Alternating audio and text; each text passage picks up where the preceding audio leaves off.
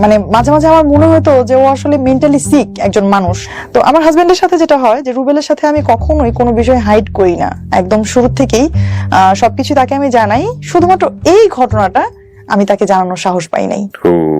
তো হঠাৎ করে একদিন আমি যে নতুন স্কুলে পড়ি সেই স্কুলে দেখি হচ্ছে আমাকে নিয়ে খুব কানাঘুষা চলছে এবং আমি এটা মানে বুঝতে পারতেছিলাম না যে কি হচ্ছে। সবচেয়ে ইম্পর্টেন্ট যে সময়টা, আমি যে ডিসিশনটা আমি একা একা তখন নিতে যাচ্ছিলাম, যেটা বাবা মায়ের নেয়ার কথা, ওই ডিসিশনটা তখন আমি আসলে ইমেচিউর ভাবেই আমি তখন নিয়ে ফেলি। একটা আমার বিষয় আমি হাইড করতে গিয়ে আমি তার চেয়ে অনেক বড় একটা বিষয়ের জন্ম দিয়ে ফেলতেছি।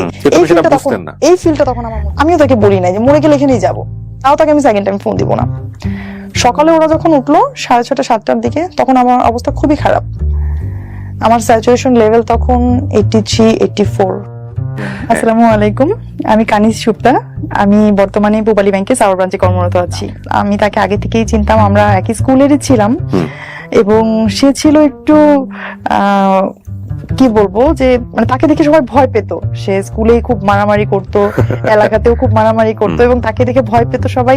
আমি নিজেও তাকে দেখে ভয় পেতাম। তবে আমার একটা ব্যাপার ছিল ছোটবেলা থেকেই যে যেমন জেমস বন্ড ক্যারেক্টার যখন পড়তাম কিংবা দস্যু বন্ধুর যখন পড়তাম রোমেনা আফাজের, আমি আসলে ওর মধ্যে তখন ওই চরিত্রটা দেখতে পেতাম।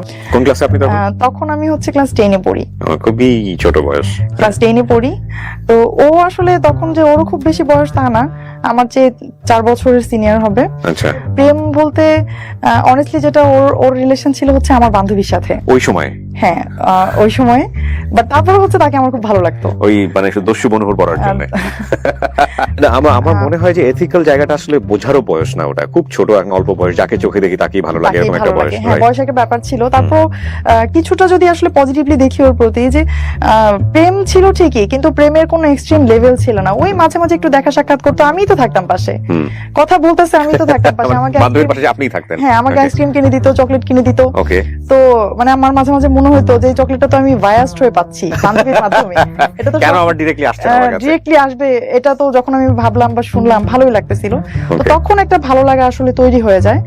আর ঠিক সেই সময়ই আমি যখন ক্লাস 10-এ পড়ি, তখন আমার বাবা যখন বুঝতে পারে যে আসলে না, এটা মানা করার পরেও আবার একটা পজিটিভ একটা সম্পর্কে তাদের চলে যাচ্ছে, আমার মেয়েকে তাহলে আর এখানে রাখা যাবে না। এমনিতেই হচ্ছে সাধারণত ক্লাস 10-এ কখনো স্কুল চেঞ্জ করা খুবই টাফ একটা ব্যাপার, রেজিস্ট্রেশন চেঞ্জ করার একটা ব্যাপার থাকে। তো তারপরেও আমার বাবা কি করলেন, আমার বাবা ওই স্কুল থেকে আমাকে নিয়ে গেলেন হচ্ছে অন্য একটা স্কুলে। মানে সেম স্কুলে ও পড়তো? হ্যাঁ, সেম স্কুলে ও ছিল। স্কুলে থাকে কিভাবে? স্কুলে না, সেম স্কুলে বলতে হচ্ছে ও আমার সিনিয়র, বাট আমার মাত্র 1 ক্লাস উপরে পড়তো। ওরা তখন এসএসসি এক্সাম দিবে। ও আচ্ছা আচ্ছা, ঠিক আছে। বয়সে গ্যাপ আছে কিন্তু ক্লাস উপরে পড়তো। কিন্তু আপনার হচ্ছে যেটা বান্ধবী সরে গেল, এটা জানার পরে নাকি? না, আসলে ওর সাথে শুধু বান্ধবী না, ওর সাথে স্কুলে অনেক মেয়েরই সম্পর্ক ছিল, সবই আস্তে আস্তে শেষ হয়ে গেছে। এটা কি আপনি কাট আপ করে দিয়েছেন নাকি? না, আমি কোনো কিছুই কাট আপ করি নাই। সম্পর্কগুলো এরকম যে 1 মাস 2 মাস থাকতো, তারপর হচ্ছে আবার শেষ হয়ে যেত। ওকে, এরকম। এটাও আপনার ভালো লাগতো? এটাও আমার ভালো লাগতো, আমি এগুলো সবই জানতাম। অন্য স্কুলে নিয়ে যাওয়ার পর এইটা ছিল হচ্ছে সত্যিকার অর্থে যে মনের ভেতর থেকে প্রেমের অনুভূতি, যেটা ডিস্টেন্স যখন তৈরি হয়ে গেল, আমি তাকে দেখছি না, তখন আমার মনে হচ্ছিল আমি তো এখন নাই। আমি স্কুলে থাকলে তো দেখতে পারতাম সে কার সাথে কথা বলছে, সে কার সাথে কি করছে।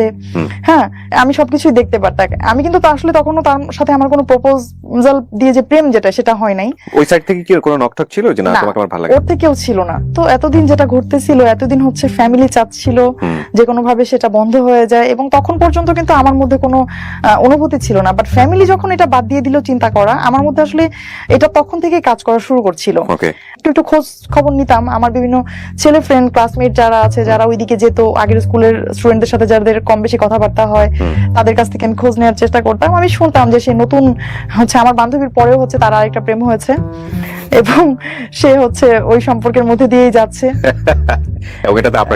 এবং না, আমার আসলে আমার কোনো রকমই লাগতো না। সে তো প্রেম করবেই, সে তো প্রেম কুমার। হ্যাঁ, তখন বাই দ্য ওয়ে আমি একদিন একটা সুযোগ পাই যে আমার মামার মোটরসাইকেলটা নষ্ট হয়ে যায়। আমি যেদিন শুনি যে আমার মামার মোটরসাইকেলটা নষ্ট এবং আমাকে হচ্ছে হেঁটে যেতে হবে স্কুলে, এবং আমি আমার নানু বাসায় থাকতাম পরের স্কুলে পড়াকালীন সময়ে। তো আমি তখন কি করলাম, সকালবেলা আমি খুব দ্রুত একটা চিঠি লিখলাম, খুবই ছোট একটা চিঠি লিখলাম।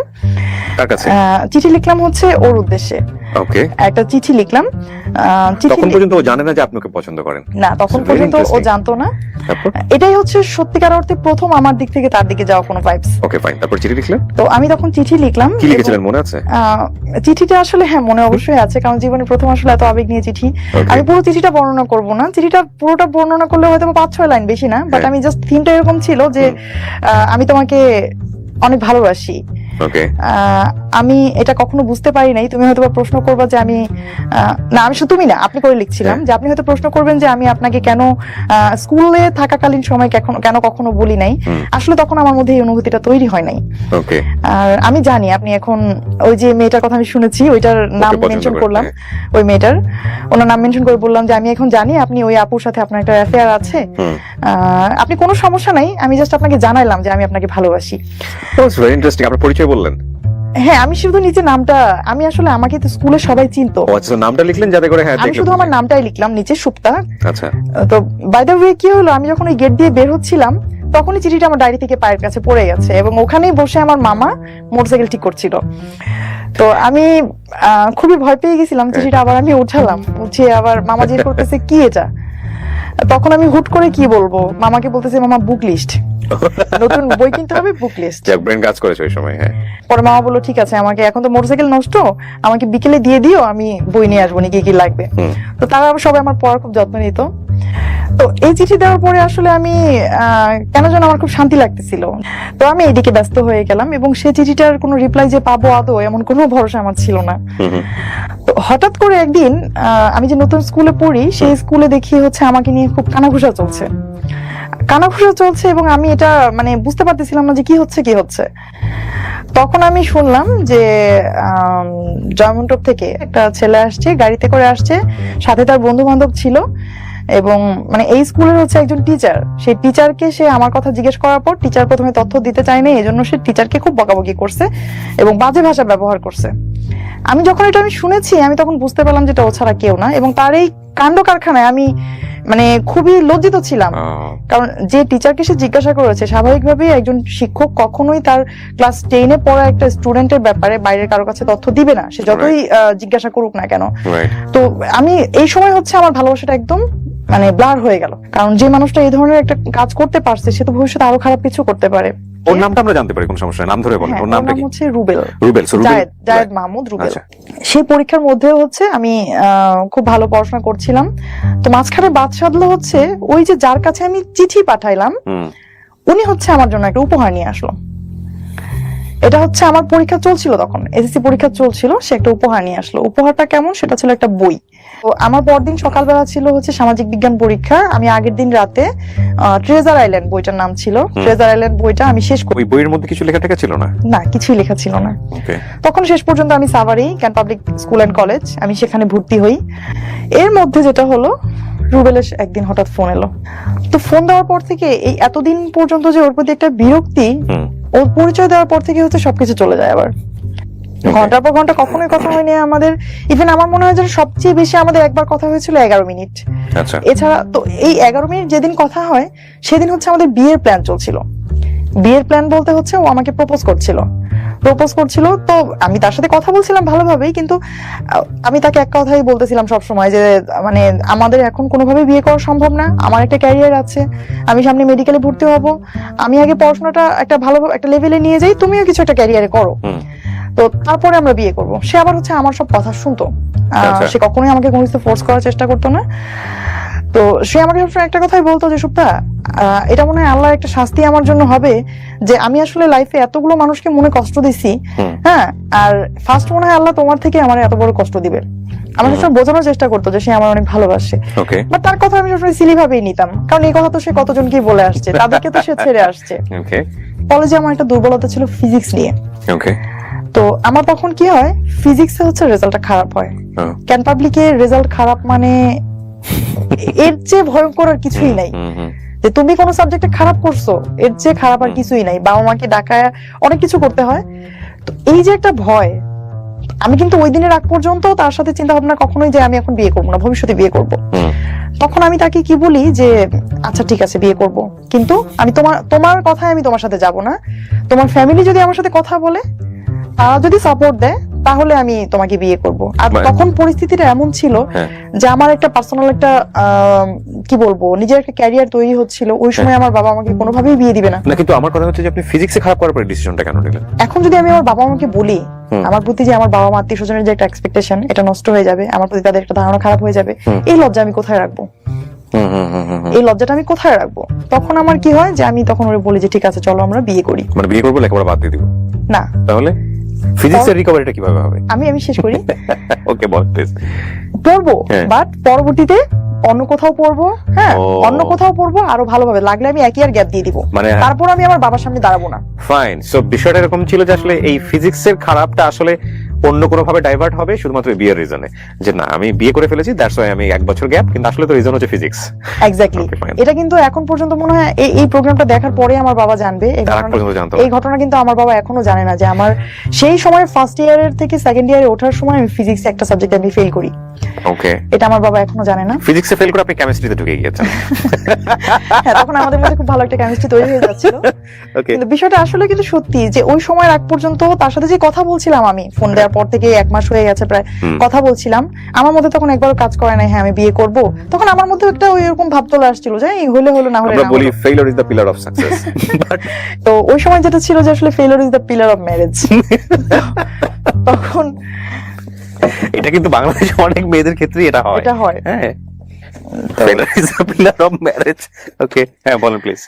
কিন্তু আমি আসলে যদিও ফিজিক্সে খারাপ এটা ও করেছিলাম, জানতো যে আমি ফিজিক্সের কারণে তোমাকে লাইফে নিচ্ছি, মানে ও ফিজিক্স জানতো। চেঞ্জ করতেছি? ও জানতো। জানতো। ও জানতো। ওকে, এর মধ্যে আবার ওকে বললাম যে তুমি এক কাজ করো, তুমি একটু আমার বাসায় একটা মানে প্রপোজাল আবার পাঠিয়ে দেখো বাবা কি বলে।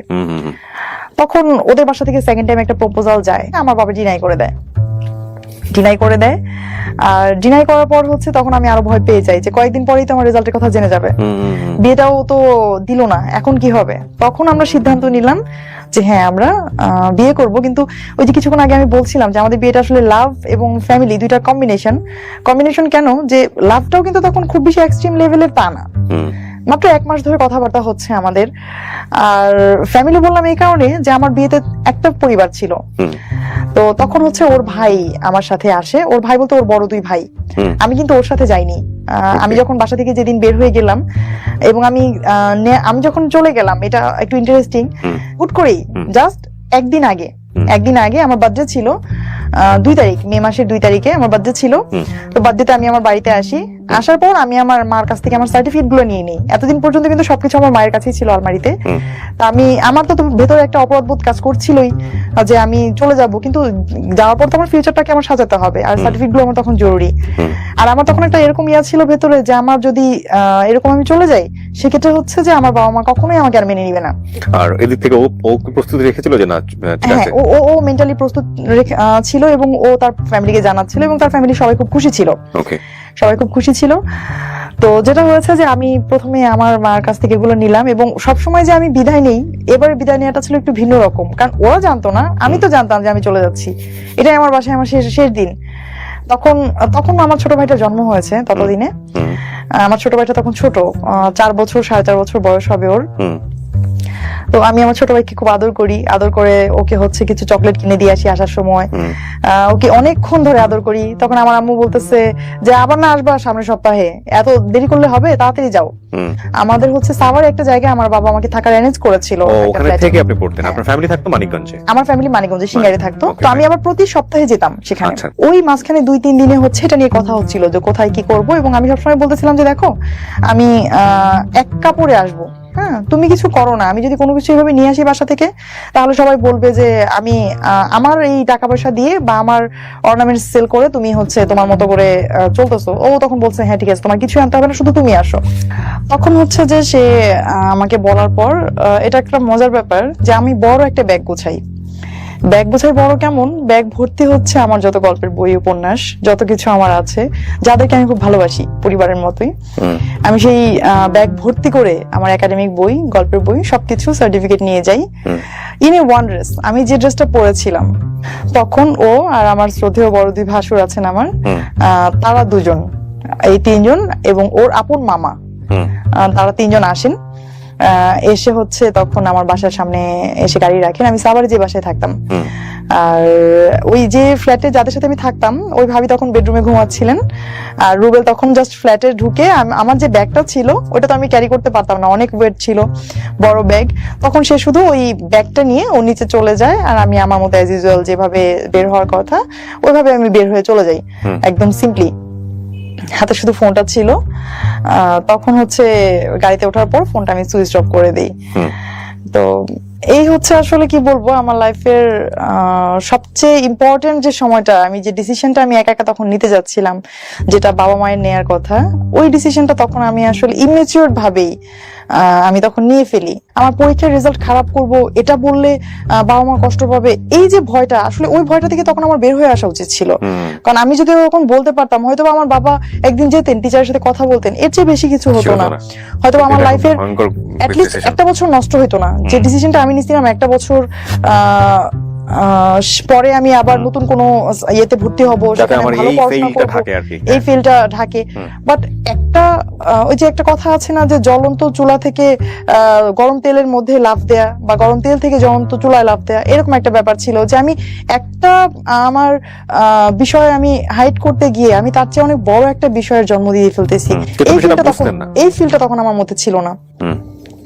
তো যেটা হলো যে অ্যাজ ইউজুয়াল আমাদের বিয়ে হয়ে গেল কোর্টে, আর তখন আমার বয়স ছিল মাত্র 14+। ইন্টারে পড়ছেন আপনি, 14+ হওয়ার কথা না তো? হ্যাঁ, 14+ বললাম এই কারণে যে আমি হচ্ছে যখন স্কুলে ভর্তি হই সেটা ছিল আমার অনলি 3 ইয়ার্স, ক্লাস 1 এ ভর্তি হই যখন আমি। ও, সার্টিফিকেটও কি আপনার 14+ই ছিল? হ্যাঁ, সার্টিফিকেট আমার 14+ ছিল। আমাকে দেখে কেউ বুঝতো না, কারণ ছোটবেলা থেকে আমি একটু ওভার কি ছিলাম, লম্বা ছিলাম, বুঝতো না। আর আমার ভাসুর আবার আরেকটা কাজ করেছিলেন, উনি একটা এফিডেভিট করেছিলেন আমার এইজের, যেটা হচ্ছে বয়স বাড়িয়ে, এবং 24 ছিল তখন এইজে, সেটা ইয়াতে ওই এফিডেভিট অনুসারে। তখন আমাকে তখন খোঁজাখুঁজি চলছিল। আমি অলরেডি কিন্তু ওদের বাসায়, যে আমি কোর্ট থেকে অলরেডি বিয়ে করে চলে এসেছি, খোঁজাখুঁজি চলছিল, এবং আমি তো খুব ভয় পেয়ে গেছি। তারা আমার সাথে যতই যোগাযোগ করতে চেষ্টা করছিল, আমি কারোর সাথে কথা বলবো না, ফোনে আমি কারোর সাথে কথা বলবো না, যা কথা বলার তোমরা বলো। আমার হাজবেন্ডকে বলছিলাম যে যা কথা বলার তোমরা বলো, আমি কোনো কথা বলবো না। আমি কথা বললে তো আমাকে জিজ্ঞাসা করবে, যে এরকম কিছু করার আগে তো একবার বলতে পারতাম। তো তাদের সাথে হচ্ছে আমাদের ওই ঘটনার পর থেকে বাবা মার সাথে প্রায় 6 মান্থ আমার কোনো কথাবার্তা কোনো কিছুই হয় নাই, এবং আমার শ্বশুরবাড়িতেই হচ্ছে আমি ধীরে ধীরে অ্যাডজাস্টমেন্টে চলে যাই। আচ্ছা। এবং এরপর ফার্স্ট অবস্ট্রাগলটা যেখানে আসে, যাদেরকে আমি ডিপেন্ড করে আমি ওই বাড়িতে যাই, আমার ভাসুরা যারা আছেন তারা হ্যাপি যে ছোট ভাই বিয়ে করেছে, বউ পেয়েছি, এই পর্যন্তই তাদের দায়িত্ব। বাট আমার ফিউচার, আমার ক্যারিয়ার তৈরি কিন্তু তাদের দায়িত্বের মধ্যে পড়ে না। স্বাভাবিকভাবেই তারা কোনো কিছু না করলেও তাদেরকে ফোর্স করতে পারবো না। এদিকে তখন রুবেলও তো হচ্ছে কোনো আয় করতো না, স্বাভাবিকভাবেই একটা তখন দেখা যাচ্ছে খুব ছোট যদি কোনো নিডও হতো, যে 50 টাকা 100 টাকা নিডের কথা হলেও হচ্ছে কাউকে না কাউকে বলতে হতো যে এই জিনিসটা আমার লাগবে। তো এই জিনিসটা খুব আমার ভেতরে কাজ করতো, যে আমার নিজেকে খুব ছোট মনে হতো, যে কারণ এইরকম সিচুয়েশনে তো কখনো পড়ি নাই। ফার্স্ট টাইম ইউ রিয়ালাইজ না, রিয়েল লাইফটা রিয়ালাইজ করতেছেন। তখন হচ্ছে প্রথম আমার মনে হলো যে না, আসলে তো এটা খুব জরুরি ছিল যে একটা কিছু করে একটা ফিনান্সিয়াল সাপোর্ট তৈরি করে বিয়েটা করা। ফার্স্ট ধাক্কাটা আসে হচ্ছে আমার পড়াশোনা নতুন করে শুরু করায়, কলেজ চেঞ্জ। যে আমাকে তো ওই কলেজে তো আমি আসলে নতুন করে পড়ার কোনো সুযোগ ছিল না, কারণ আপনি তো জানেন ক্যান পাবলিকে হচ্ছে ম্যারিড হলে হচ্ছে খুব টাফ। আর আমি যেহেতু আনম্যারিড অবস্থায় ভর্তি হয়েছিলাম, তারপর আমি পড়াশোনা করতে পারতাম হাইড করে, যদি হচ্ছে আমার ওই ফিলটা না আসতো। এখন তো হচ্ছে আমার হাজবেন্ডকে আমি শো করতে পারবো না আমি যদি আনম্যারিড হয়ে ওখানে পড়াশোনা করতে যাই, আর বাবা মার সাথে তো কোনো সম্পর্কই নাই, সুতরাং আমি তো ক্যান পাবলিকে পড়তে পারবো না। তখন এনিহাউ আমি নতুন একটা কলেজে ভর্তির সিদ্ধান্ত নেই। সিদ্ধান্ত নেওয়ার পর তখন কলেজে ভর্তিতে আসলে খুব বেশি টাকা লাগতো না, বর্তমান সময়ের পরিপ্রেক্ষিতে খুব বেশি টাকা লাগতো না। বাট ওই টাকাটাই তখন ওই মুহূর্তে আমার জন্য খুব টাফ হয়ে গিয়েছিল, যে টাকাটা আমাকে কে দিবে। তখন হচ্ছে আমার ভাসুরদেরকে হচ্ছে আমার হাজবেন্ড বোঝায় যে ঠিক আছে, অ্যাটলিস্ট ওকে ইন্টারমিডিয়েট পর্যন্ত পড়াও, ইন্টারমিডিয়েটটা পাস করুক, তারপরে দরকার হলে ও একটা প্রাইমারিতে ঢুকে যাবে বা কোথাও ঢুকে যাবে। তো তখন পর্যন্ত আমার ভাসুররা ওই হ্যাঁ নার মধ্যেই ছিল, যে পড়বে কি পড়বে না। আসলে গ্রামে একান্নবর্তী পরিবার, তারা চায় একটা বউ, তারা তো কলেজের ছাত্রী চায় না। এটা খুব স্বাভাবিক যে তাদের দরকার বউ। তো বউ পড়াশোনা করবে এটা আসলে তাদের জন্য খুব অনেক দূরের চিন্তা। আর এটা আমাদের গ্রামে কখনো হয় না যে একটা বাড়ির বউ পড়াশোনা করে, কারণ মেয়েরাই পড়াশোনা করে না কেউ ভালোভাবে ওই সময়। এই জায়গাটা থেকে হচ্ছে আমার আশেপাশে পরিচিত যারা ছিল, এক কথাই আমি যাদের কাছে মধ্যমণি হয়েছিলাম একটা সময়, আত্মীয় স্বজন পাড়া প্রতিবেশী, সবাই হচ্ছে তখন আমার হাজবেন্ড সম্পর্কে কিছু ব্যাড কমেন্টস করতো হচ্ছে যে ওদের সম্পর্কটা থাকবে না এবং ওই ছেলের সাথে কোনোভাবেই ও অ্যাডজাস্ট করতে পারবে না এবং তার ক্যারিয়ারটা শেষ হয়ে গেল, এই ধরনের বিভিন্ন কথাবার্তা বলতো, যেটা হচ্ছে ওকে খুব কষ্ট দিত। বাট আমার অভিজ্ঞতাটা তখন ধীরে ধীরে চেঞ্জ হচ্ছিল এরকম যে প্রেমিক হিসেবে সে যতটুকু খারাপ, একজন হাজবেন্ড হিসেবে সে তার চেয়ে শতগুণ ভালো। এটা আপনার মনে ফিলিং, এবং আমার আস্তে আস্তে তখন ফিলিংটা আমার এরকম হচ্ছিল। এটা সামহাউ এটা ও প্রুফ করার চেষ্টা করছিল একদম ইনস্ট্যান্ট। আমাদের বিয়ের দিন থেকে আমি যেটা দেখেছি, সে হচ্ছে টোটালি চেঞ্জ একজন মানুষ। আমি আগে যাকে চিনতাম এই রুবেল সেই রুবেল না। যে আমার শ্বশুরবাড়িতে হচ্ছে অনেক বড় উঠান ছিল এবং তখন পর্যন্ত কোনো কাজের লোক ছিল না। আর ওই কাজগুলো হচ্ছে বাড়িতেই যারা ফ্যামিলি মেম্বার তাদেরকেই করতে হতো। তো এটা হচ্ছে আমার বাড়িতে প্রায় 24 জন ফ্যামিলি মেম্বার ছিল ওই সময় আমার শ্বশুর বাড়িতে। এবং এদের যে রান্না বাড়ার একটা ব্যাপার, এদের খাবারের পর হচ্ছে থালাবাটি ধোয়ার একটা ব্যাপার, এগুলো কিন্তু অনেক বড় প্রেশারের একটা বিষয় এবং এগুলো সব নিজেরাই করতে হতো। ওই সময় কিছুদিন কাজের লোক ছিল না। তো যেটা হয়েছে যে এগুলো করতে গেলে তো স্বাভাবিকভাবে আমার পড়াশোনা হবে না। তখন কি ও পড়াশোনা মোটামুটি কি বন্ধ করে দিয়েছে? একদম ও পড়াশোনা বন্ধ করে দিয়েছে। ইন্টার থাকতেই মোটামুটি ড্রপ করে ফেললো নাকি? না, এসএসসি পরেই ও আর পড়াশোনা করতে পারেনি আমার জন্যই। তাহলে চিন্তা করে দেখেন, এখানে একটা ভয়ঙ্কর রকমের ডাইমেনশন আছে। সেটা হলো যে সে এসএসসি পরে পড়েনি, এরকম একটা সময় সে বিয়ে করেছে। এই বাসাতে পড়াশোনার কালচারটা মেয়েদের ক্ষেত্রে সাধারণত বাংলাদেশ সামাজিকতা যেরকম হয় গ্রাম বাংলাতে ওরকমই, যে বাড়ির বউ এত পড়াশোনা করে কি করবে। আবার এখানে আরেকটা কমপ্লেক্সিটি গ্রো করার একটা ব্যাপার আছে, সেটা হচ্ছে হাজবেন্ড এসএসসি পড়ার পড়াশোনা করছে না, মেয়ে তখন ইন্টারমিডিয়েটে পড়ছে এবং তাকে আবার ইকোনমিকের একটা ব্যাপার স্যাপার আছে যে সে যে সায়েন্সে পড়তো সে সায়েন্সের সাবজেক্টগুলো প্রাইভেট পড়াতে পারবে না। সো পড়াশোনা বন্ধ হয়ে যাওয়ার জন্য যতগুলো রাস্তা ওপেন থাকার দরকার এখানে সবকিছু ওপেন আছে, কিন্তু ঘটনা কি ঘটেছে সেটা খুব ইন্টারেস্টিং। এবং আপনারা কিছুটা বুঝতেই পারছেন, কারণ উনি এখন পূবালী ব্যাংকে আছে, তার মানে উনি নিশ্চয়ই পড়াশোনা করেছে। গল্প আমাদের শেখানো না, গল্প আরো অন্য জায়গাতে, একটু মনোযোগ দিয়ে শুনতে হবে। বলেন প্লিজ। এবং বিয়ের পরে যে ফিনান্সিয়ালি ক্রাইসিসটা চলে আসে, তখন এমন একটা পর্যায়ে চলে আসে যে হয় হচ্ছে ওর এসএসসি পরীক্ষার এক্সামগুলোতে অ্যাটেন্ড করার জন্য টাকা জমা দিতে হবে, অথবা আমার কলেজে ভর্তি হতে হবে। সে বলে যে দেখো আমি তো ভালো স্টুডেন্ট না বেশি, আমি হয়তো পড়াশোনা করবো কোনো রকম, আমার পড়াশোনাটা চলতে থাকবে, বাট তুমি তো ভালো স্টুডেন্ট, তুমি তোমার পড়াশোনাটা চালায় যাও। তখন সে আমার জন্য এই স্যাক্রিফাইসটা করে যে সে পড়াশোনা না করে সে আমার জন্য পড়াশোনার একটা অপরচুনিটি তৈরি করে দেয়। অথচ সে কিন্তু এটা বলতে পারতো, বা আমিও তাকে বলেছিলাম যে একটা কাজ করো, যে তুমি এসএসসিটা করো, আমি দরকার হয় একটা বছর আমি ওয়েস্ট করি, একসাথে আমরা কলেজে ভর্তি হব, ততদিন একটা ফিনান্সিয়ালি একটা সাপোর্ট আসতে পারে, এরকম প্রপোজ আমি তাকে করেছিলাম। বাট সে আমাকে বলছে না, আমি চাই না তোমার লাইফের সময় নষ্ট হোক, সে আমাকে এরকম বলতো। তো আমার হাজবেন্ড যেটা করতো, আমার যাতে কোনো ঝামেলা না হয় এবং আমাকে যেন কেউ পড়াশোনার জন্য বলতে না পারে যে ও কলেজে গেছে, এজন্য হচ্ছে আমরা বাড়িতে এই কাজটা হয় নাই। ও কি করতো, অন্ধকার থাকতে ফজরের আজানের আগে যখন কেউ উঠতো না, তখন উঠে সে হচ্ছে ওই উঠানটা ঝাড়ু দিত, পুরো উঠানটা।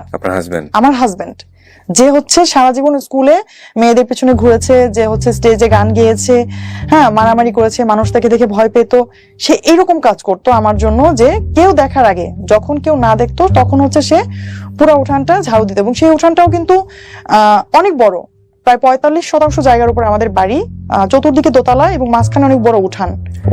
এবং সেই উঠানটা অনেক বড়, এক কথাই সেই উঠানটা বুঝবেন 1 বিঘার প্রায় 1.5 বিঘার কাছাকাছি। এই উঠানটা ঝাড়ু দিতেও প্রায় 25 থেকে 30 মিনিট লেগে যায় স্পিডে ঝাড়ু দিলেও।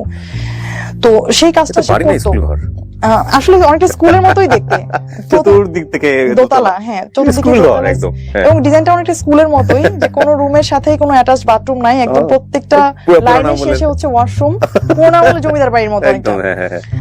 তো ওদের কিন্তু ফ্যামিলি ওয়েলদি ছিল, 1.5 বিঘা জমির উপর বাড়ি হলে ওয়েলদি হওয়ার কথা, এবং গ্রাম অঞ্চলে। কিন্তু ও হচ্ছে স্যাক্রিফাইস গুলো করতো, কারণ হচ্ছে ওর পার্সোনাল কোনো ইনকাম ছিল না, এটা ওর মধ্যে খুব কাজ করতো যে এটা নিয়ে যেন কেউ কিছু কখনো বলতে না পারে। তো সে যখন ওই উঠানটা ঝাড়ু দিত, এমনও হয়েছে কখনো যে আমি ঘুমিয়ে আছি, আমি জানি না সে যে উঠান ঝাড়ু দিচ্ছে, আমি জানি না। তো সে হচ্ছে এগুলো করতো, করে সকালে যদি কেউ জিজ্ঞেস করতো কে করছে, বলতো যে সুপ্তা কলেজে যাওয়ার আগে এগুলো সব শেষ করে গেছে। ওই যে বললাম যে আমি যখন স্কুলে ওকে চিনতাম যে সময়টাতে, সে সময়টাতে ছিল হিরোর মতো, কল্পনায় হিরোর মতো, তার স্টাইল ছিল অন্যরকম। হিরো এখন বাসন মাজছে, তার হিরো এখন গান ঝাড়ু দিচ্ছে। C this is the chance. এবং এগুলো কিন্তু সংসার জীবনে খুবই গুরুত্বপূর্ণ। কেন বলছি, একটু সামনের দিকে যখন আমরা যাবো তখন বুঝবো আর কি। Ghibli ball please. কলেজে আসতে হচ্ছে মানিকগঞ্জ থেকে সাভারে জার্নি করে, আমি তখন কনসিভ করেছি। আর ওই সময়টাতে হচ্ছে জার্নিতে একটা প্রবলেম ছিল। আমাদের সিঙ্গার রোডে যারা মানিকগঞ্জবাসী যারা, তারা জানেন যে আমাদের সিঙ্গারের যে রোডটা, এটা কি পরিমাণ ভাঙা ছিল যে পুরো গাড়িটা একটা ভাইব্রেশন মুডে। আমি তখন হচ্ছে কলেজে আসতাম প্রতিদিন। তখন সে একটা সময় তার ব্যবসার পাশাপাশি সে কি করলো, সে একটা বাইক নিল। সে হচ্ছে আমাকে, এটা আমার জন্যই নেয়া, তার মানে ঠিকমতো পৌঁছে দেওয়ার জন্য। এবং সে বাইকটা নিয়ে শুধুমাত্র হচ্ছে আমাকে কলেজে পৌঁছে দিয়ে সে কলেজের বাইরেই দাঁড়িয়ে থাকতো। কেন, যে তাকে যদি আবার ফেরত যেতে হয় এই 15-20 মাইল জায়গা, সে যদি আবার যায়, তার বাইকে একটা তেল খরচ হবে অতিরিক্ত, আবার আমাকে আনতে হবে, আরেকবার তেলটা খরচ হবে। তখন সে কি করতো, ওইখানেই বসে থাকতো। তার কিন্তু নিজেরও তখন একটু ব্যবসা শুরু হয়েছে, সে ওইখানেও তার প্রচুর থাকা দরকার, তার কোনো কর্মচারী ছিল না, সবাই জানতো, কিন্তু ও হচ্ছে কখনো ফিজিক্যালি কারোর সাথে পরিচয় হতো না। এটা একদম মানে আমার আরো খারাপ লাগতো যে আমার কোনো বান্ধবী, বন্ধু, কোনো টিচার, কারোর সাথে তুমি কেন পরিচয় হও না। ওর একই কথা যে তুমি দয়া করে আমাকে কারোর সঙ্গে পরিচয় করাই দিবা না, পরিচয় করার যখন সময় হবে তখন আমিই বলবো হ্যাঁ আমাকে তুমি পরিচয় করাই দাও। তো সে তখনও যাইতো না। দেখা যাচ্ছে আমার টিচারও দাঁড়ায় আছে, সে দূরে দাঁড়ায় আছে, আমি তার সামনে কথা বলতাম না, কারণ হচ্ছে যে মানা করছিল যে তাকে যেন আমি কারোর সামনে প্রেজেন্ট না করি। টিচারটা চলে যাচ্ছে, তারপর আমি আবার তার বাইকে চলে যেতাম। মানে জাস্ট একটা গাছের তলায় মেইন রোডের পাড়ে সারাদিন গাড়ি যাচ্ছে, ধুলো যাচ্ছে, সে ওখানেই বসে আছে। আমি তাকে বলতাম মাঝে মাঝে যে পাশে নদী আছে, তুমি তো একটু ওদিকে ঘুরে আসলেও পারো। তো সে বলতো না, আমার ঘুরতে ভালো লাগে না, আমার বসে থাকতে ভালো লাগে। একটা মানুষ, আপনি চিন্তা করেন আপনি কতক্ষণ বসে থাকতে পারবেন, কয়দিন বসে থাকতে পারবেন। সে আমার প্রেগনেন্সির পুরো সময়টা সে হচ্ছে ওখানে বসে থাকতো। ইভেন বিলিভ করবেন না, একদম ছোট একটা বাচ্চাদের মতো, যে একটা মা যেমন তার সন্তানের পেন্সিল আছে কিনা, রাবার আছে কিনা, প্লে নার্সারিতে পড়ুয়া একটা বাচ্চার খেয়াল রাখে, ওই বাচ্চার কিন্তু কোনোদিন এটা ভাবতে হয় না আমার পেন্সিল নাই, আমার কলম নাই। ইভেন স্টিল আমি যখন সেই সময়টাতে পড়াশোনা করতাম, আমার কোনোদিন এটা মানে ওকে বলতে হয় নাই যে আমার একটা পেন্সিল লাগবে, একটা জ্যামিতি বক্স লাগবে, একটা খাতা লাগবে। সে সবকিছু চেক করে সময়ের আগে সে সবকিছু নিয়ে আসতো আমার জন্য।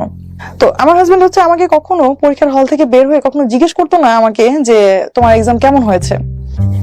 আমি ওকে বলতাম যে আমি যে পরীক্ষা দিচ্ছি তোমার তো কোনো ফিল নাই। পরে বলতেছে কেন?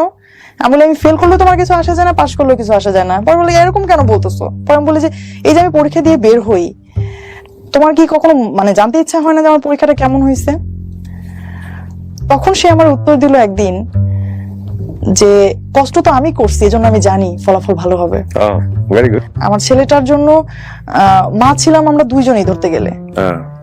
আমি হচ্ছে ওর বায়োলজিক্যাল মা, আর আমার হাজবেন্ড ছিল হচ্ছে ওর মেন্টালি বা ফিজিক্যালি বাবা। ও আসলে মায়ের দায়িত্বটাই পালন করতো, যে ওকে খাওয়ানো থেকে শুরু করে ওর যে ক্লিনিং এর একটা ব্যাপার থাকে, ওকে গোসল করানো থেকে শুরু করে। এখন হয়তো অডিয়েন্সরা অনেকেই ভাবতে পারে যে ও হয়তো কিছু করতো না এই জন্য এটা করছে, আসলে তখন কিন্তু ও কিছু করতো। ওর নিজের বিজনেস দাঁড়িয়ে গেছে এবং সেখানে ওকে, ওর বিজনেস বলতে হচ্ছে ওর একটা খামার ছিল, এবং সেই খামারও কিন্তু ওকে অনেক পরিশ্রম করতে হতো। প্রচুর পরিশ্রম করতে হয় খামারে। প্রচুর পরিশ্রম ছিল। ওর একটা মুরগির খামার ছিল, প্রচুর পরিশ্রম করতে, প্রায় 2500 মুরগির একটা খামার ছিল, এবং 2500 মুরগির টেক কেয়ার ও একা করতো।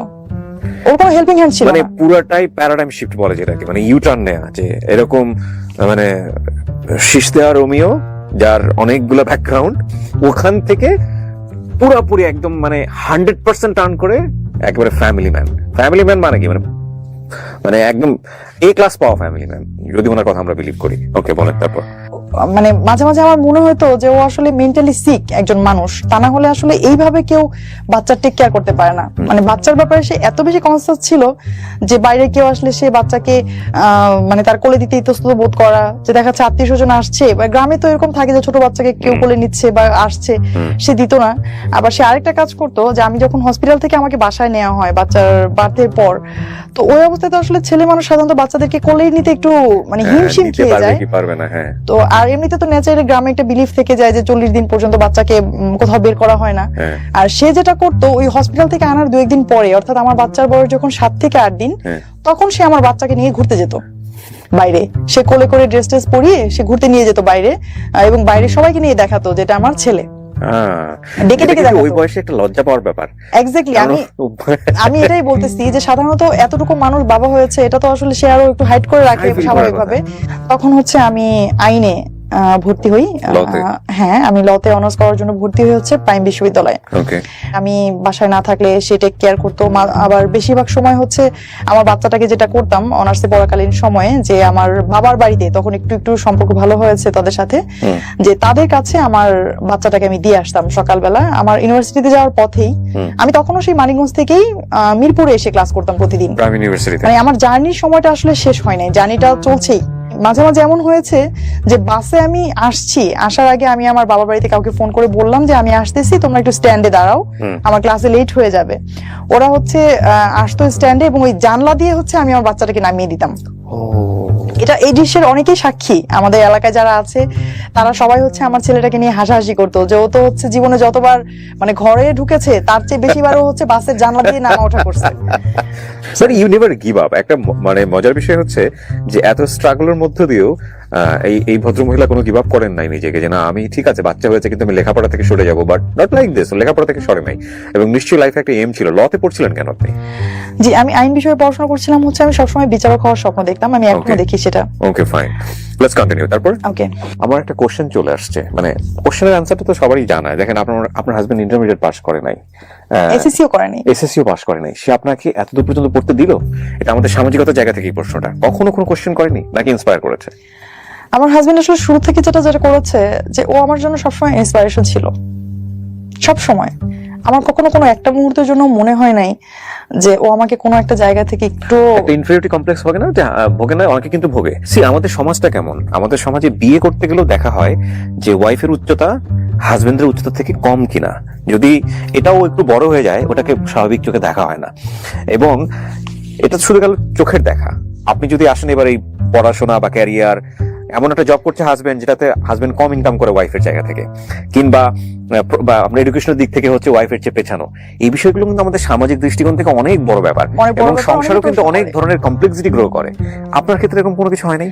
আসলে আমাদের ক্ষেত্রে কখনো এরকম কেন হয়নি যে ওই যে পড়াশোনা না করার যে বিষয়টা ওর, এটা হচ্ছে ও বলতে হয়তো বা কখনো কখনো ফিল করতো এরকম যে কারোর সামনে বলবা না, এই কারোর সামনে সেম বলবা না। প্রশ্নটা আমি ওনাকেও করবো, ওনার অ্যান্সারটা আমি নিয়ে নেই, হ্যাঁ। দেখি উনি কি বলে। কারোর সামনে বলবা না, বাট আমি যেটা করি একদম শুরু থেকে এখন পর্যন্ত খুব গর্ব করেই বলি আমার হাজবেন্ড পড়াশোনা করে নাই। কারণ আমি এরকম আমার অনেক বান্ধবীদেরকে দেখেছি যাদের হাজবেন্ড মাস্টার্স পাস এবং অনার্স শেষ করে ওদের বিয়ে হয়েছে, ওদের হাজবেন্ড হচ্ছে ওদেরকে পড়তে দেয়নি। পড়তে দেয় নাই। পূবালী ব্যাংকে আমি যখন জয়েন করলাম, ও যেটা বলছিলাম যে এর মধ্যে আমি 4টা ব্যাংকে পরীক্ষা দেই আর হচ্ছে আরেকটা জুডিশিয়ারিতে পরীক্ষা দিই।